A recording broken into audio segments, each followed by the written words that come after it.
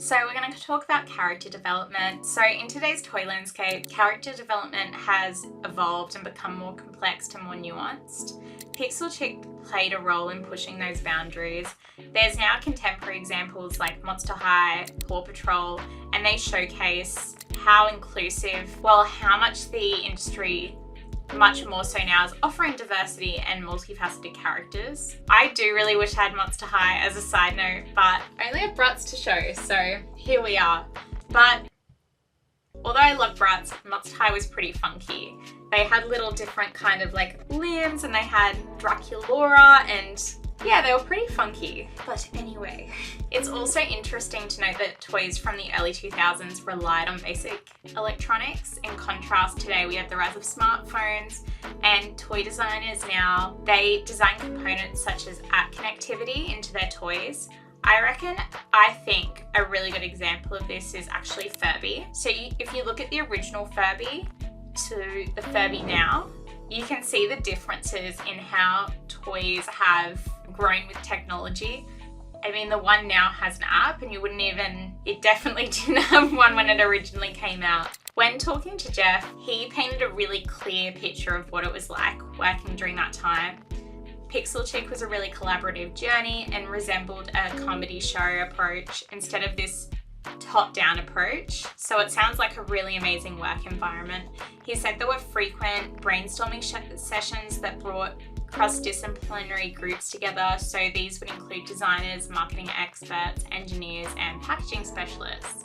So ideas apparently flowed really organically, creating an atmosphere of fun and creativity. The team would then refine their ideas, storyboard the most engaging concepts, and executive and brand representatives provided valuable input, guiding the team to a more entertaining and marketable aspects of what they could do. One of the interesting things Jeff said is it's known that girls want more, and they know when they're being talked down to. I think that's amazing, and it's definitely something, if I read an article about this, I would want to flesh out and reflect on more of why that is. So therefore, because of that, defining the characters and how they react to their environment is super important. So they would often have frequent brainstorming sessions with all of these individuals, and they would all join and think up fun ways for Pixel Chix to react.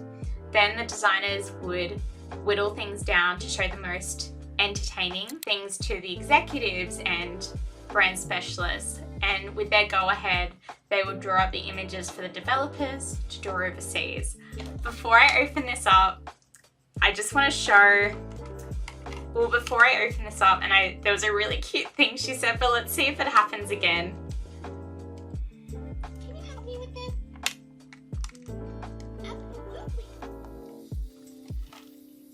So before she said, she was like, I want a kitty, and it was the cutest voice I've ever heard in my life. So there are really amazing interactions with this, and definitely if you get one, pop down like what little things they said and how adorable you thought it was. Alright, so let's talk about development, which is my jam. So the team leveraged Flash technology to bring Pixel Chix to life. So if you don't know what Flash technology is, I'll pop a video down below that I did on Flash.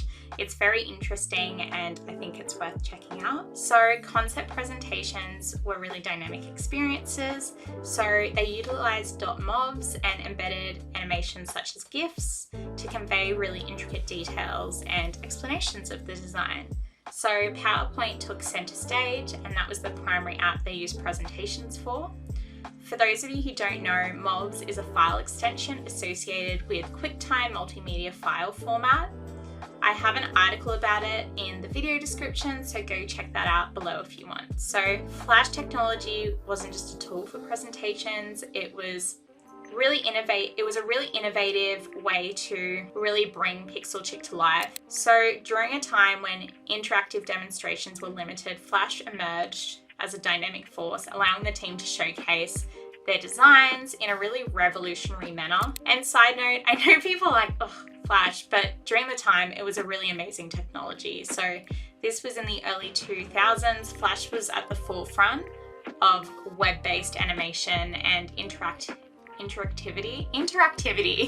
The team seized this technology to elevate Pixel Chix and go beyond static presentations, which obviously would have helped a lot.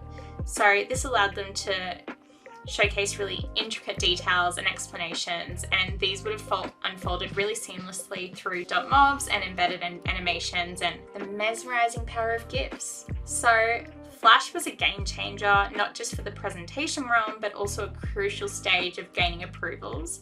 It enabled the team to create really interactive .swfs's. I don't know how you I don't know how to say it, but SWFS, offering a really tangible feel of Pixel Chix potential gameplay. So these were not just static images, but living, breathing demonstrations that captivated the imagination of everyone. So it was a really innovative use of Flash, and it transcended the traditional communication and bridged the geographical gap from the overseas developers. So animated gameplay sequences, interactive WSFs, FS, and browser demonstrations really bring Pixel Chix to life. During the development process, the team had to test their build, which is obvious if you're in development, but this is a really important step. So one of the crucial things is how the model connects. I'll show you. I'm here to show you.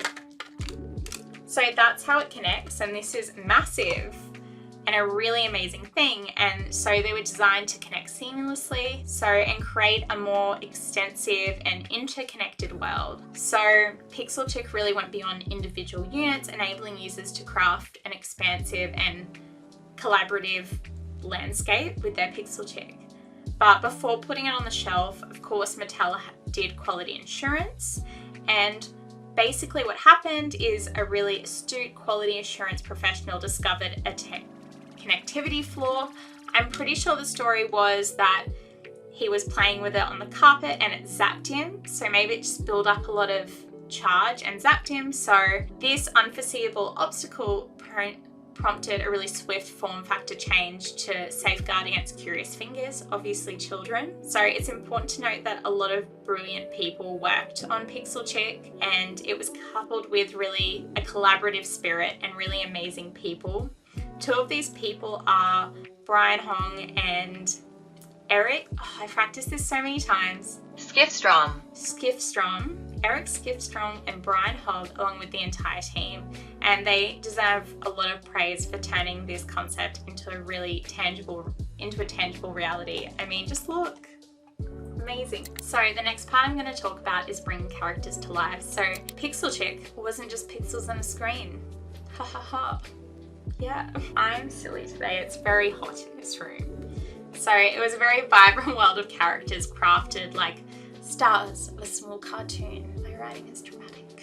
So the design team, really importantly, aimed for diversity, ensuring every child could find a character they could resonate with. So visually the approach was straightforward. 3 heads with distinctive hairstyles, a black head bob, a curly brunette, and a blonde. Adding another layer of richness, a talented voiceover artist lent her skills to these 3 distinct voices.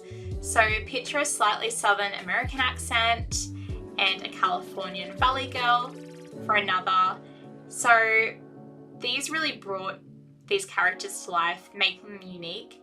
The team drew inspiration from the Spice Girls, adopting archetypes like sporty, rocker, girly, ensuring a really diverse and relatable cast. Obviously, as I said above, there's been a lot more done since then, but at the time, they did do a really good job ensuring there was a diverse range of characters and individuals for kids to relate to. Obviously now, there's been so many developments, like we said, Monster High, Paw Patrol, but for them they did have like a massive push in where the market is now.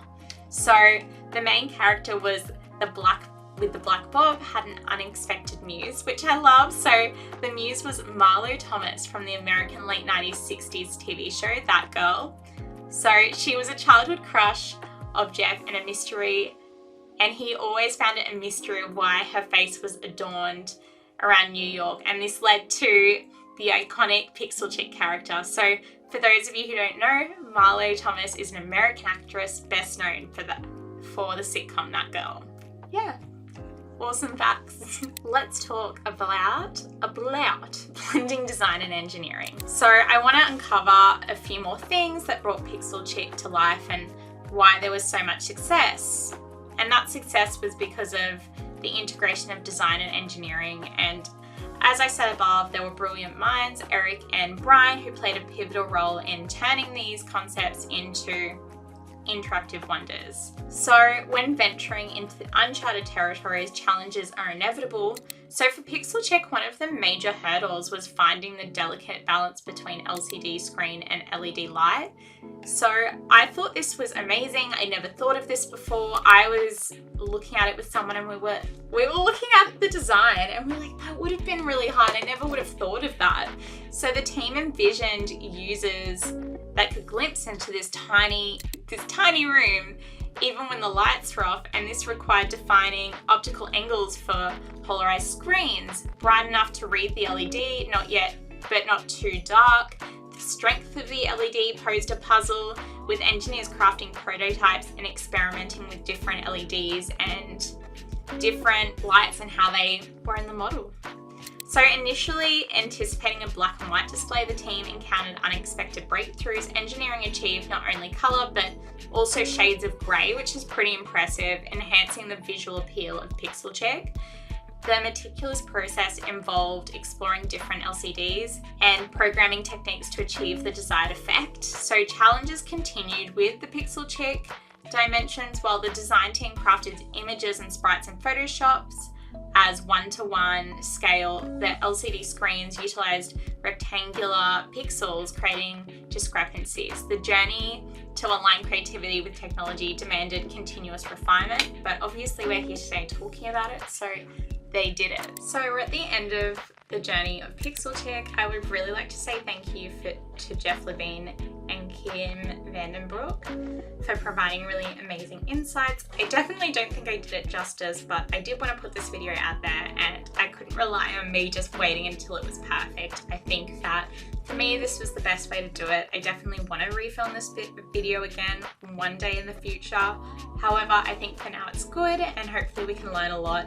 And even if someone takes snippets of information and puts it on fandom.com, I think that would be amazing. I also wanted to just say sorry about my hiatus in uploading videos, but I have 30 followers, so it doesn't really matter, does it? Unless it does. But I just wanted to, I was being a bit too much of a perfectionist, so this is why probably it's not the most well-filmed video I did, but it does have a lot of research and I was really lucky for having people to message me back and talk to me. But if you like this video, please consider subscribing, liking, doing your thing, and let me know what you'd like to see next time. Bye!